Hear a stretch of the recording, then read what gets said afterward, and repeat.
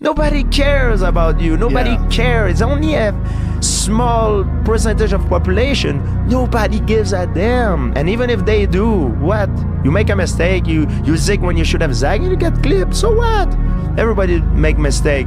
It's so easy to be great nowadays, my friend, because most people are weak.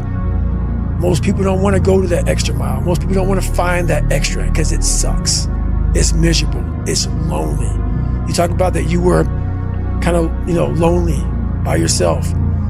I was the same way. And that used to hurt me growing up. Now I thrive in that shit. That's the only place to be. I grew up in a culture that told me going to war made you a man. Going to prison, coming back makes you a man. Making $1 million makes you a man, and it doesn't. And you don't know it till you've done all these things and realize, damn, I'm still a little fucking boy. Or been around people who've been there a bunch of times. I don't know nothing about being in war like Kevin, but I know a bunch of soldiers that come back and are still fucking little boys. Can't wait to get back out. I know so many dudes can't wait to get back out, Guys that we know, warriors. But even warriors don't make you a man. That's right. You're a man. You are a man.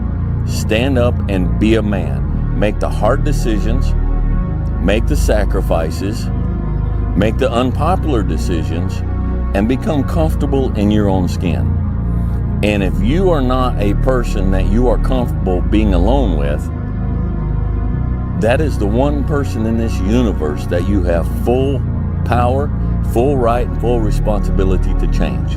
I've trained 99% of my life alone. No one pat me on the back. I did all of the work alone.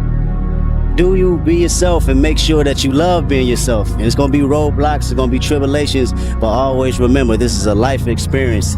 Accept the experience, appreciate the experience, and learn how to move on from things that don't serve you well.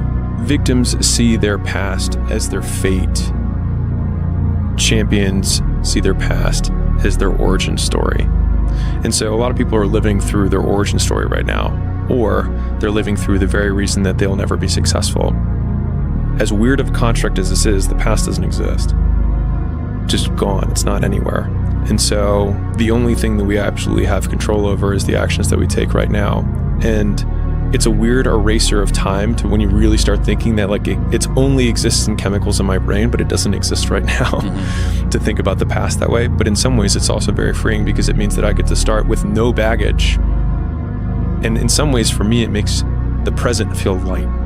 Here's something a guy said recently. This dude said, there's a moment when every boy realizes no one's coming to save him. And that's when he becomes a man. And some boys never get there and stay children forever. That guy was you that said that. And it's important when we step out of this. This stuff matters because no one's effing coming to save you. Hard times create hard men. Hard men create soft times. Soft times create soft men. Soft men create hard times. We are now around soft men and hard times. Don't give up. If times are hard, good things nor bad things last forever. But most generally, we are in control of our own destiny. Life can be much broader once you discover one simple fact, and that is everything around you that you call life was made up by people that were no smarter than you. I don't care what you're going to do, but go out there and make something of yourself for God's sake. Be an honest person and work and get to the top of whatever it is that you want to get to the top of. And then stand up for yourself like a respectable human being and be a bit of a light on the world instead of a light. What people say does not matter to me because whatever you do in life, good or bad, there's always going to be somebody. It's the best thing about being a man. You get to build who you are, right? You can decide if you want to be a funny comedian or a musician or a kickboxing world champion. Fight the Matrix, you can decide whatever you want to be. God loves to see that. Those people, for some reason, seem to be enormously lucky, right? The person who goes, I don't have to prove anything to God. I don't owe all of my ancestors any effort. For 5,000 years, people were dodging saber-toothed tigers and catching the plague and running from Genghis Khan just for my stupid ass to be born. I don't owe them anything. Don't owe them a thing because I want to play video games. These people are fucking should walk through earth with force inside of you. Be a dangerous man. Now, being dangerous is not being a threat. They're two different things. All right? And it's not about going out and lifting weights and getting a bunch of tattoos and wearing leather jackets and walking around with your chest and shoulders up, hulking around saying, I'm dangerous. That's very rarely is that a dangerous man. Often the most dangerous man in the room is the quietest man in the room. Here's something a guy said recently.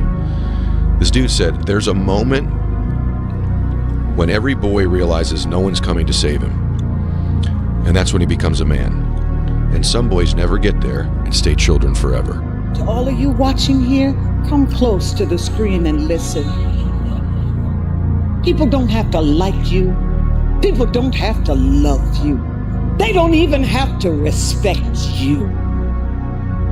But when you look in the mirror, you better love what you see. I think now people will start believing. Give a shit what people say. I never did, I never do. Learn to say fuck you to the world every once in a while.